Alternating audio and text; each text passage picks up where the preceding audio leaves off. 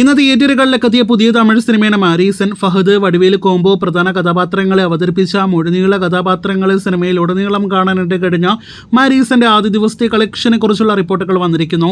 സിനിമയുടെ Kerala tracking, Kerala world wide, Tamil Nadu estimate റിപ്പോർട്ടുകളെല്ലാം തന്നെ പുറത്തു വരുമ്പോൾ നേരത്തെ പ്രതീക്ഷിച്ച പോലെ തന്നെ അത്ര മികച്ച തുടക്കമൊന്നും തന്നെ സിനിമയ്ക്ക് നേടിയെടുക്കാനായിട്ട് കഴിഞ്ഞിട്ടില്ല. Average, above average, decent, positive തുടങ്ങിയ അഭിപ്രായങ്ങൾ നേടിയെടുത്ത മാരീസനെ കേരളത്തിൽ ഫഹദ് ഫാസിൽ ഉണ്ടായിരുന്നിട്ടും 50 ലക്ഷത്തിലേക്ക് പോലും കേരള ഗ്രോസ് എത്തിക്കാനായിട്ട് കഴിഞ്ഞിട്ടില്ല എന്നാണ് മനസ്സിലാക്കുന്നത്. 12 ലക്ഷത്തിൽ പരമാണ് ആദ്യ ദിവസത്തെ സിനിമയുടെ കേരള ട്രാക്കിംഗ് ഗ്രോസ്.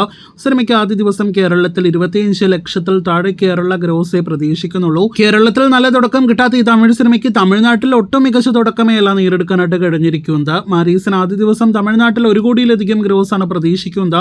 ആദ്യ ദിവസത്തെ സിനിമയുടെ അകി വേൾഡ് വൈഡ് ഗ്രോസ് 2 കോടിയിൽ താഴെ പ്രതീക്ഷിച്ചാൽ മതിയെന്നാണ് നിലവിൽ തമിഴ് ട്രാക്കേഴ്സ് പുറത്തുവിടുന്ന റിപ്പോർട്ട്. അപ്പോൾ ആകെ മൊത്തത്തിൽ ഷോകം തുടക്കം തന്നെയാണ് മാരീസൻ ആദ്യ ദിവസം വന്നിരിക്കുന്നത്. കാത്തിരിക്കാം അടുത്ത 2 ദിവസത്തെ സിനിമയുടെ വേൾഡ് വൈഡ് കളക്ഷൻ കൃത്യമായിട്ട് അറിയുവാനായിട്ട്.